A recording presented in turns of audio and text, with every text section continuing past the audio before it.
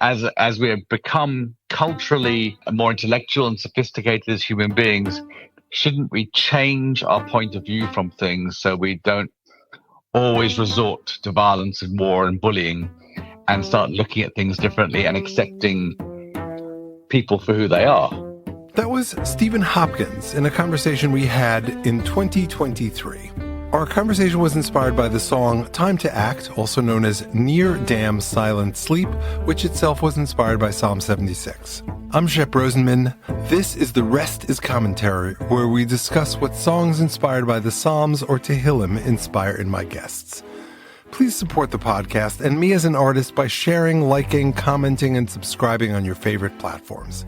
Stephen is a Jamaican-born British-American director and producer whose career has moved between big-screen genre films and ambitious television.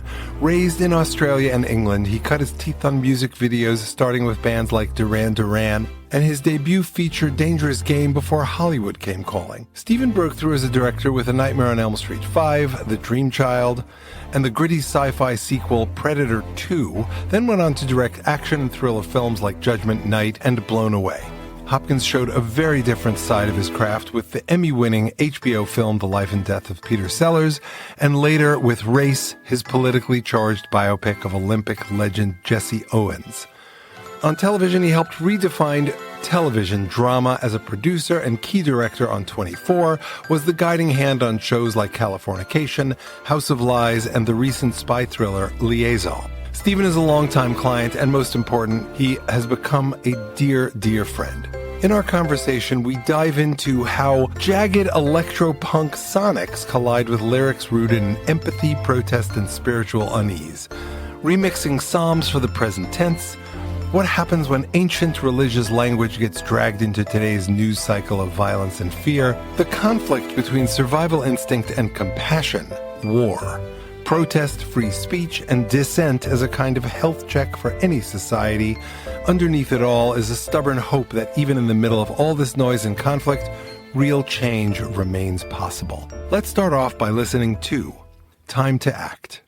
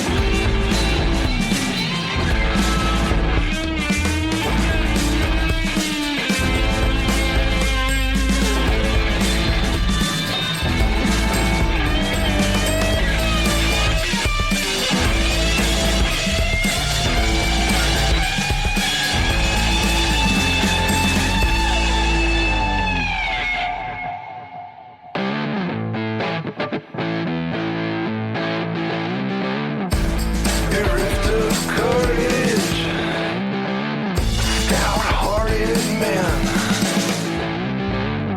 are choosing silence, breathe destruction once again. Did God fall silent? Is God asleep? The piles and piles of people dying on me deep. Time to choose not to be silent.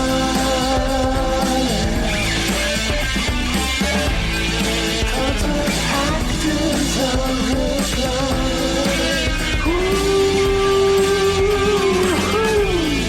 Time to choose not to be silent.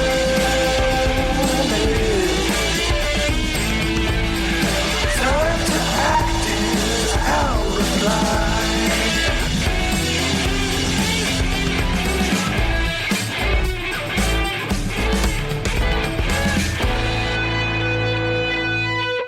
Hi, Stephen. I'm so glad you were able to join me. Here we go. It's a whole new version of us here. So you've listened to Near Damn Silenced Sleep, and in the same way that the psalmist inspired me to write the song, my hope, of course, when sharing these is with you, that it inspires something in you, whether it's curiosity, questions, commentary. I even invite derision if you hate a song, but so far people haven't hated anything. But so what curiosities did it inspire in you? Well, the song itself is, we talked about what kind of song it would be, and I'm a big David Bowie fan, and so you went through your enormous repertoire and chose this one, and it has that sort of electro-punk, kind of an angry sounding piece of music, but then of course the lyrics are sort of quite the opposite, which is fascinating to me. The lyrics are very empathetic and angry about social issues, but empathetic towards the subject matter.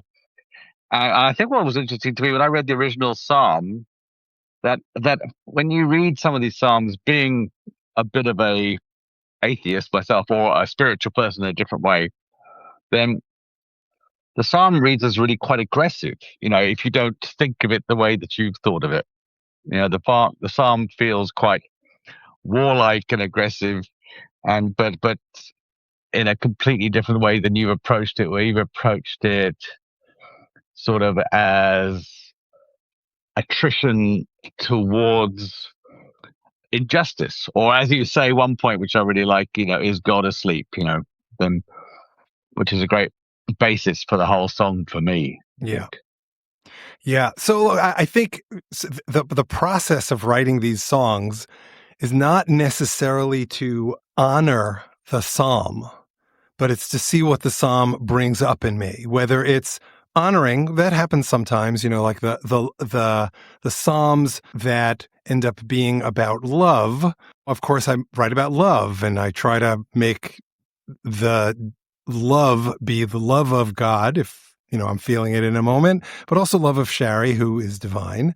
So I try to find that sense of play when I want to kind of honor the spirit of the psalm. But then there are others like this one, which it's not quite about war. It's about war. It's about God as warrior and talking about conquering nations. Their God broke the fiery arrow of the bow, the shield, and the sword of war. And it goes on. You were resplendent, glorious on the mountains of prey. Now, that verse in particular just evoked stuff in me. I mean, read one way, God is breaking the shield and sword of war. Well, that suggests ending war.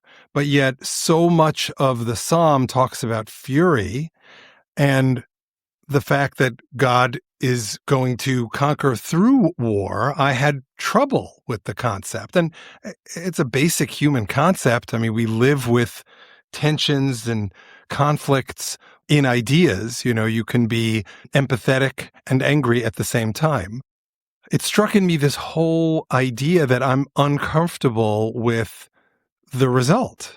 And that's how we get to, is God asleep? It's how we get to the veteran on the side of the road asking for food, because these are things that bring up fury in me as someone who is not an atheist. I'm a strong God believer, though I completely understand the atheist view. This is a way of me grappling with this sense of injustice that, God is fucking it up if God's actually in control. And we're fucking it up if God has said to us, dude, I gave you the keys to the kingdom. You got to make it right. I'll just say, I'm actually not an atheist. I have a lot of different spiritual beliefs, but from different religions and philosophies. Buddhism being a philosophy, or I've known and read and studied parts of the Bible and parts of the Quran, and a lot of different type of things, even like Wicca, and paganism. So I take what I feel intuitively is right. But what's really interesting now is in the wrong is a bad word.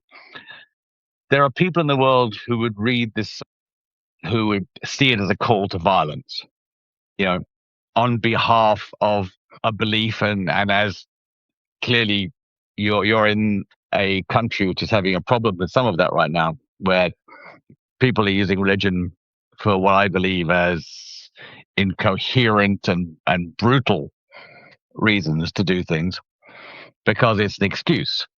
It's an excuse for, and none of us can really figure it out. But it's really refreshing how you interpret it, because that helps me a lot. There are parts of what I call the Old Testament, which is, I think, obviously the Testament that you study, and where it feels like God is just a frightening, scary person. So there's so much in our prayers, and so much of our philosophy is to be at one, or shalem, whole, peaceful, with each other, with ourselves, and of course with God. By the way, I articulate them as three concepts, a trinity, if you will, but really it's all the same thing. I think and you mentioned it before, you take bits and pieces of different spiritual practices and philosophies, and you find what resonates for you, and you work and grow with that. I think that is the essence of what Judaism or the Jewish Bible is asking of not only Jews, but the world. And we don't talk about it enough. We talk about Abraham being an innovator in being the first ethical monotheist, but the corollary to it, if you look at the text and many of the biblical texts, it's all about coming to know God. Now, yes, the writer or writers of the Bible use language that's very jealous God type and angry and fierce. One of my friends said, God's just an asshole in those passages. And it's true. I mean, asking people for sacrifices, asking Job, look at what happened to Job and the sacrifice of his whole life, basically. And it's only just a test, right? Or the test with Abraham, right? That's very difficult stuff to manage. But if you look at the motive, the goal is to know God. How do you know God? I believe it's through doing what you've done, which is exploring different spiritual practices and then applying them in your life. And in that way, you're getting to know something greater than yourself. That worldview is in conflict with the worldview that I grew up with, which is, Judaism is all about doing. It's a religion of action. Do the mitzvot. Don't do that which you are forbidden to do. And that's how you come to know God. And for me, I think that construct is a pathway. It may be the only pathway. It could be that I will hit the pearly gates and God will say, Shep, you didn't do this, you didn't do this, you did that, and you did that. And I will have gotten it wrong. It also could be that God will say, it would have been good if you did that more, whatever, pray 3 times a day, say 100 blessings a day, not eat at restaurants that don't have rabbinic certification. But you know what? You got it right. This idea of exploring and trying to come to know me, I really appreciate it. You get a B+. I'm going to put you in the mezzanine section, but not like right behind home plate. I, I don't know. And I don't think any of us do. I mean, I think that there are people who claim to, and they might know, but that knowledge is not a knowledge of certitude unless they've actually been face to face with God and not their imaginations or subconscious or peyote or whatever it is.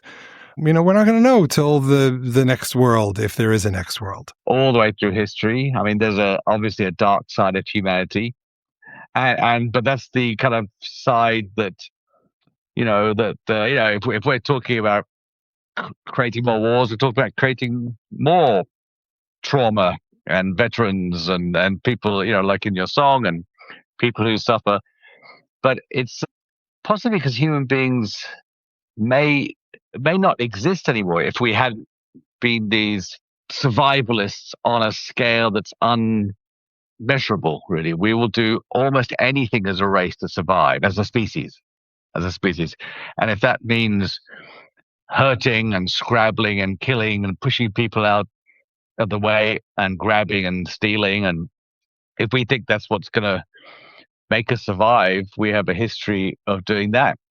And what's extraordinary to me is I've been lucky enough to travel around the world and work with a bunch of different NGOs and groups of people where I've seen the opposite, thank heavens. Because if I hadn't, when you're a young person, you think all old people are cynical and they're all going, oh, wait till you grow up, you'll realize how horrible everyone is. And we go, no, they're just old. And as I get older, I get more cynical.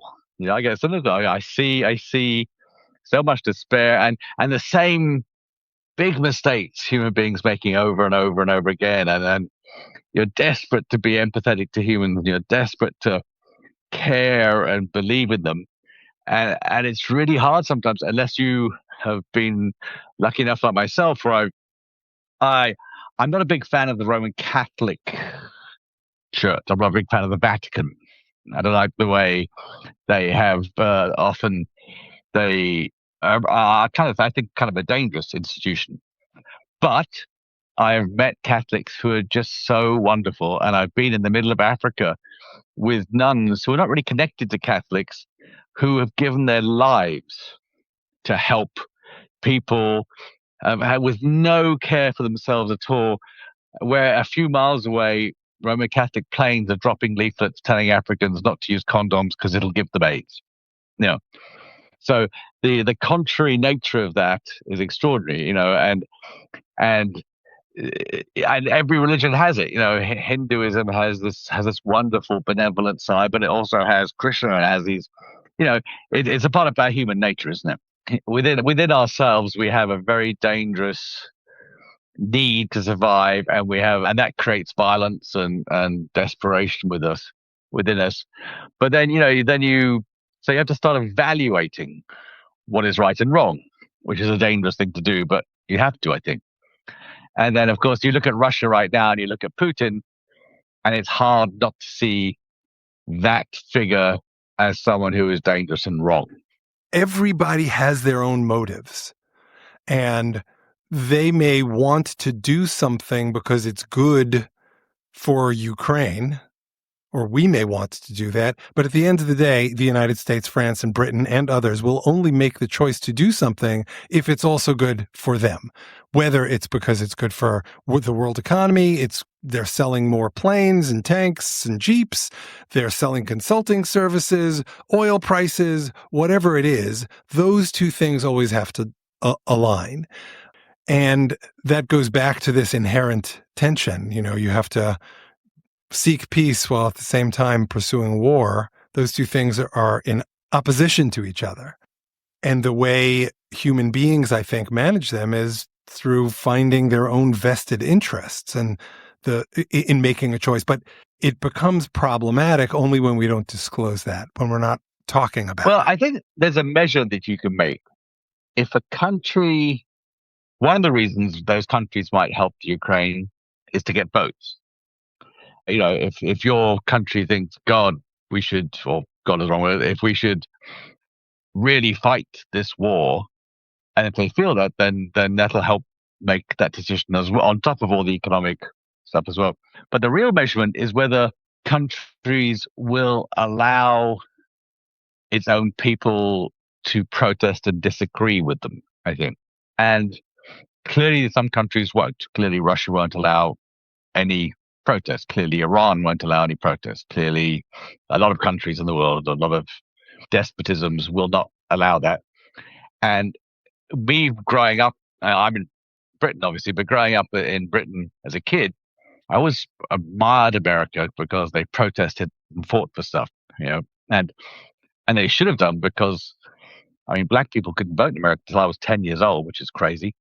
So I mean, it's astonishing how, you know, and of course there's still enormous racism and disparity and all that kind of stuff in America, but also in the rest of the world. But you know, I was gratifying for me to see that there are big protests in Israel right now. You know, they that there are people disagreeing with their government's point of view of things and how they approach stuff. You know, which is clearly one of the most controversial places in the world. But but these people protested. You know, in Iran, they get hung, or and I think that is probably a measure of a government that you can be empathetic towards, that you can feel like you can feel their need for how they want to live their life and how they want their culture to progress. You know, because if a country or a nation or a culture refuses to allow controversy, refuses to allow protest, then there's obviously something inherently wrong with that culture. If that culture, that it means that they can't see outside their narrow version. I mean, look at Afghanistan. I feel like right now in the world, women are one of the most attacked of the race.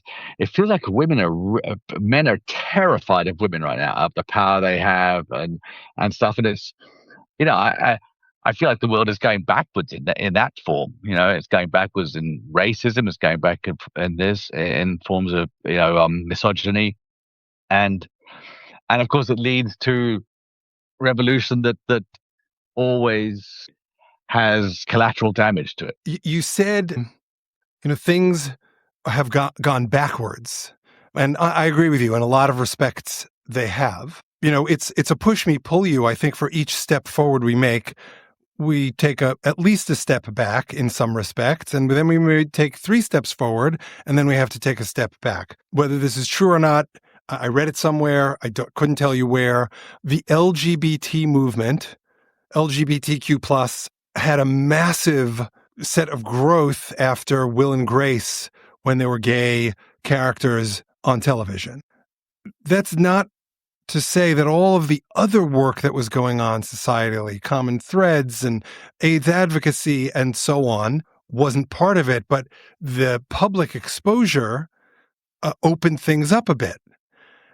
And that led to, not getting the facts right here, but it's all for the purpose of making a point, that eventually led to gay marriage. And now what we're seeing in response is, well, in Israel, we're seeing laws against homosexuals. In the United States, we're seeing a banning of talking about homosexuals, and some states considering to get rid of gay marriage. That dynamic of push forward, in my view, and push back, that's what happens. And the question is, and this comes back to belief, do you believe, you, Stephen, me, Shep, does one believe, I'm quoting, I think everyone knows it as Dr. King, but it's really somebody else, Dr. Thomas, I forget his name. Do you believe that the arc of the moral universe is long and it bends toward justice?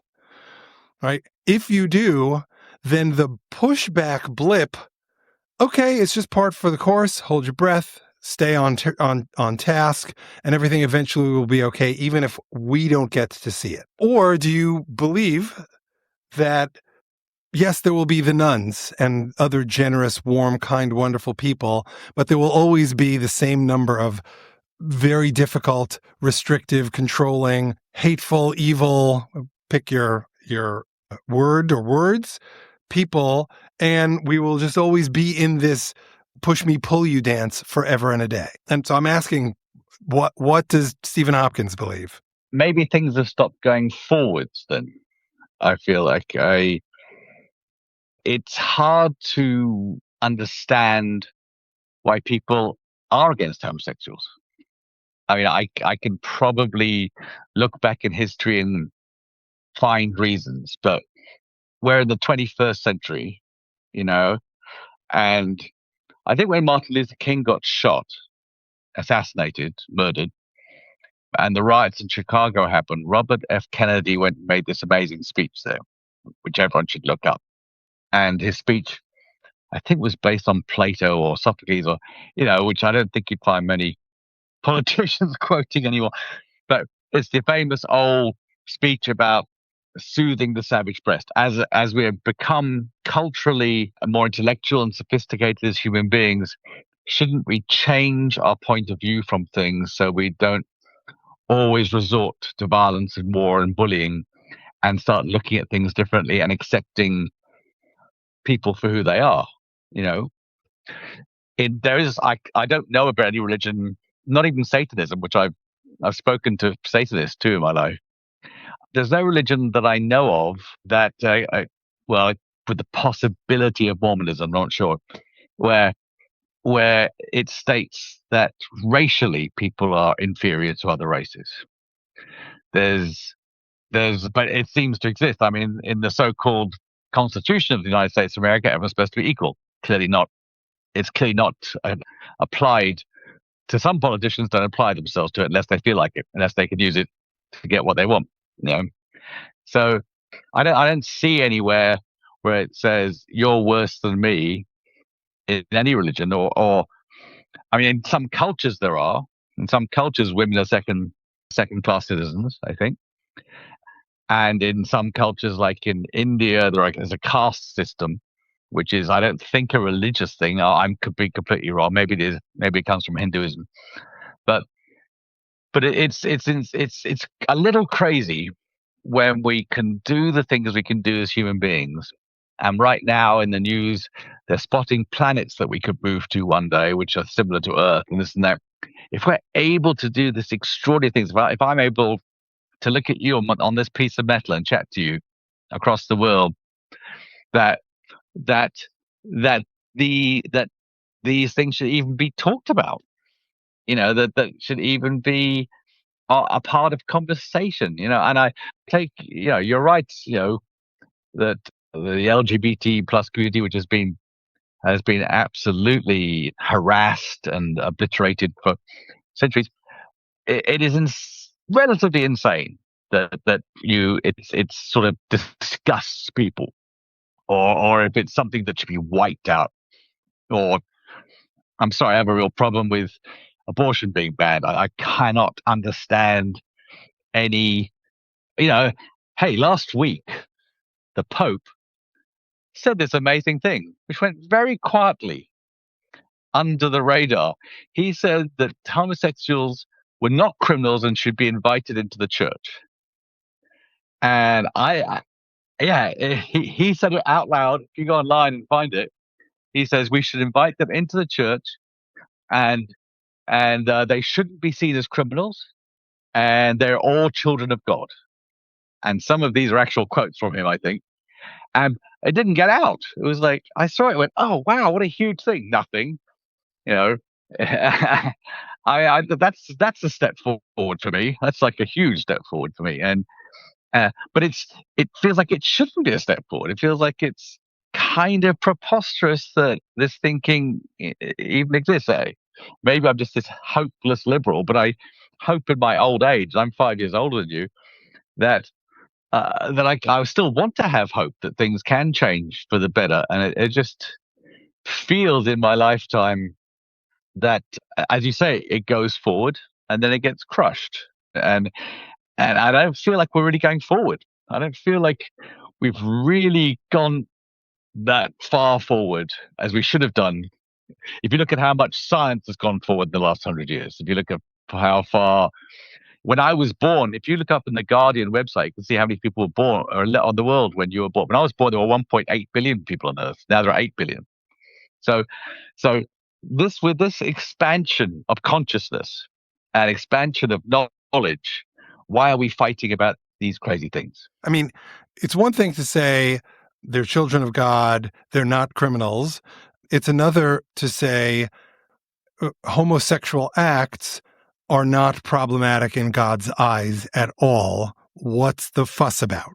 So the Pope, I didn't read it. You're just telling it to me now. This is the first time I'm hearing it. I've noted it down, so I go look it up. If the Pope went that far, that's radical. It's radical enough, right? And it may be enough. Tayenu, maybe enough. That's the Hebrew for enough. But he also might not have gone far enough. And we'll have to see in 2 months, 2 years, 2 millennia to see what happens there. But I think that that's the source for many people. And for other people, even if they don't have a biblical source, because they're not religious, that biblical feeling found its way into secular atheist communities and has become rampant there, especially in places that already had these things going on, but it wasn't public, like in India or in various places in Africa. When you combine religious strains with any type of difference, but especially this type of difference, when it's practiced, the fear grows around that for the people who find it alien, who are threatened by it. Whether it's because they don't want to accept that they're homosexuals themselves, that happens sometimes, or they simply fear anything that is other. Color of skin, sexual practices, doesn't really matter. People are wired that way. And this goes to that issue. It could be that those of us who are open to other humans and to engaging in other, we may be the ones who move to that planet because the locals may not want us. The otherness conversation is an important one to me because, I presumably look like a regular person, but I've always felt other.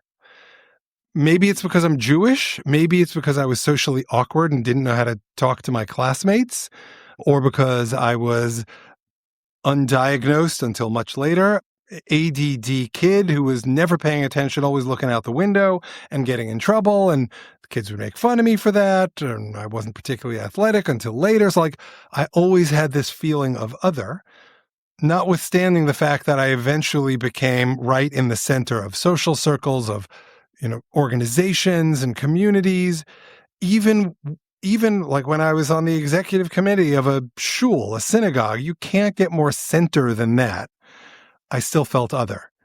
And part of that's because I would take positions that were contrary to other members of the executive committee. Not because I wanted to be contrary, but because that's what I believed was the right decision. And sometimes I was right, sometimes I was wrong. But that sense of otherness for me allows me to have empathy for people from different communities with different backgrounds. My brother was a key part of me exploring engaging with otherness because, we never talked about it when I was a kid, but I knew he was gay. And I had to come to terms with the fact that I loved him. He was my brother. My parents wanted him around. They just didn't want to talk about his gayness, his status as a homosexual. But I could.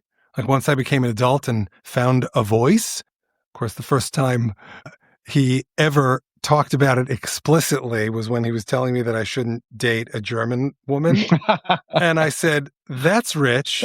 You're it's just, why? Because mommy and daddy will be upset. I still call my parents mommy and daddy. And I said, that's rich. And he said, why? I said, it's not like you're going to stop being gay. And he says, as only my brother could, you think I tell mommy and daddy I suck cock? Growing up in the Orthodox community, you couldn't be LGBT openly. And if you were LGBT and not open, but kind of doing it in a hidden way on the down low, if people suspected it, you were looked down upon. Today, parts of the modern Orthodox community are much more resolved and in line with progressive or liberal worldview, in which people are people. They're going to do what they're going to do. Let's find a way to keep them in. I think I'm bringing up all this stuff because I was fascinated how you interpreted the wording of that particular psalm for this song into something that was fighting against, I guess, but in a way where it wasn't causing damage at the same time. I've stepped away from America for a while because I feel a little sad about the country, and obviously one of the things that really bothers me there is all the violence that happens in that country, where when the Constitution actually was amended, because you can amend it, even though a lot of people say you can't, then there's all these gun laws which are preposterous to everyone else in the world. No one else in the world has this open warfare going on in its own country for no apparent reason at all. Usually there's some reason for it, as opposed to just mass murders happening all the time. There was a time, I assume, where there was a point to that you were able to not let the government push you around. I don't care how many guns they've got now. The government, if they want to push you around, they can push you around. I mean, the idea of the gun laws in America are so outrageous and so destructive. I mean, I know when Clinton banned a lot of the gun laws, the automatic weapons, I believe I was read yesterday that shootings dropped 48%. And then when Bush overturned it, or I always say Cheney, not Bush, when Cheney overturned it, then they shot back up again. And you have to look back, I think. Sam Harris, do you know who Sam Harris is, the writer? I find him amusing. He has a great podcast with Ricky Gervais, actually, they make me laugh. But in one of the opening of his books, he quotes all the different places in the Bible where it says, if your child argues with you as a parent or turns his face away from God, he has to be stoned to death. And there's a number of times it says it. You can't really believe that. You can't really believe your child, as we said. So therefore, there's a nature of parable to it, right? There's a nature of teaching. But there's a lot of people who claim the Bible is absolutely the truth. And this is what you have to follow it word by word by word, unless you don't feel like it, of course, then you don't follow it word by word.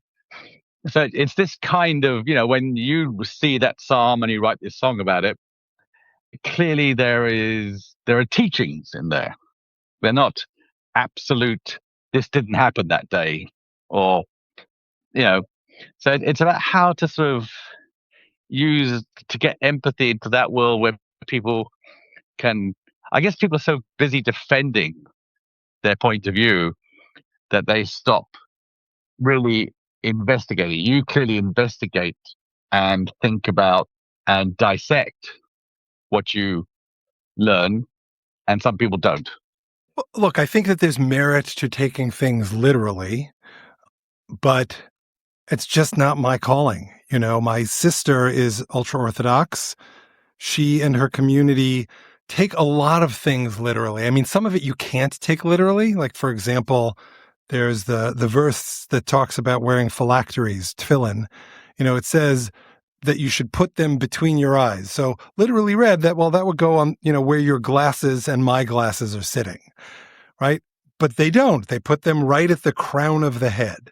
Now, the Karaites, they wore their tefillin right here, like right at the bridge of their noses. So even my sister, who is a strict constructionist by and large, is a strict constructionist of what the rabbis have written rather than what the text itself says. And, I've had a lot of movement in my life religiously. I grew up modern Orthodox, took it very seriously. When I was studying to be rabbi, I had an argument with my Rebbe, the rabbi who was training me, that led me to kind of leave Jewish practice altogether. And I was very, very particular in how I left. I knew that what I was learning wasn't right based on this particular conflict, but I also knew that I believed in God. So the thing that remained with me when I left this yeshiva was God. And I used this metaphor when I was talking to my then ex-girlfriend's dad.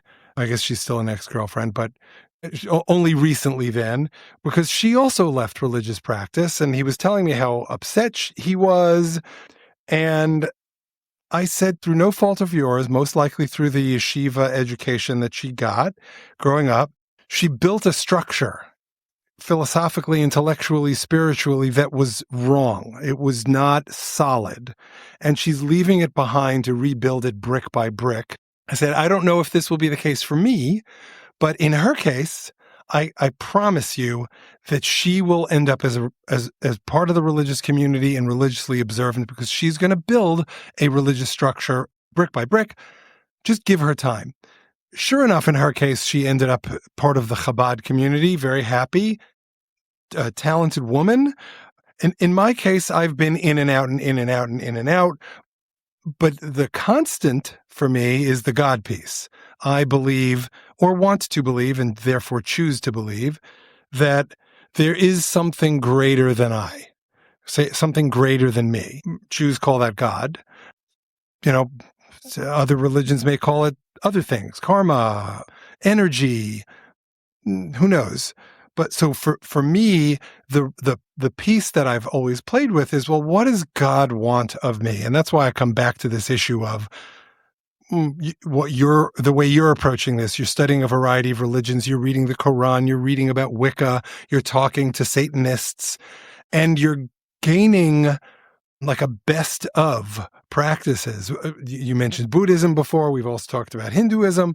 You're taking the best of each of these things and engaging with something greater than yourself. I mean, there's nothing to me more noble than that practice. Well, it comes back to something you said late ages ago too, which I think is the idea that God gives you the keys, and there's a free will aspect with how you behave with the tools, right? But then, of course, there's a lot of dogmatism in some religious texts, which contradicts that, doesn't it? It says you have to do it like this, otherwise you're a terrible person. So, yeah, I think it's important, I think, for people to remember that we're supposed to be human and have the human experience with all the frailties and flaws and often bewildering beauty of that. But that means you have to question. You have to question these things, don't you? And that's what it goes back to what I was saying. Any culture is measured by how it reacts to it being questioned, I think. I so value you as a human being, as a client, and most important, as a friend. I look forward to chatting with you whenever. We don't need the podcast to have these kinds of conversations. Absolutely. No, I'm just going to call you whenever I have a crazy idea from now on. Watch out. Thanks so much for listening. Special thanks to Stephen for joining me, to Emil Stern for his help in producing this episode, to E-Rose for his help producing the song in this episode, to Jessica Hanna Sweedler for her help on social media, to Liat Silvera for designing the podcast logo, and to my wife Shari, who is all about action and empathy. You can find Time to Act and all of the other songs in this song cycle on most platforms that stream or download music, including Spotify, Apple, and YouTube. Again, for the shameless self-promotion, it really helps if you share the episodes and songs, and if you like, comment, and subscribe to the podcast, and to me as an artist on your favorite platforms. On the next episode of The Rest is Commentary, I'll be talking with Barbara Edelston Peterson, a world champion endurance athlete, sports psychologist, and author whose work brings together grit, joy, and a uniquely Jewish take on quelling. We discuss how passion, authenticity, and resilience shape a meaningful life, Quell as a practice to foster community and pride, the impact of sports and other accomplishments on life philosophy, honing vulnerability and authenticity, how injury can be a transformative experience that creates opportunities, how flow states influence mental health, embracing imperfections and starting anew, and so much more, all inspired by Barbara's thoughts after listening to Black and White Photo, inspired by Psalm 78. You can find out more about Barbara by going to her website, Barbara Edelston, Edelston, Peterson, that's SON.com. And if you do /Kvell, Kvell, you can also order her book, or you can order it on Amazon or Barnes & Noble. It's an inspiring conversation. In fact, I'm quelling about it. Please join us.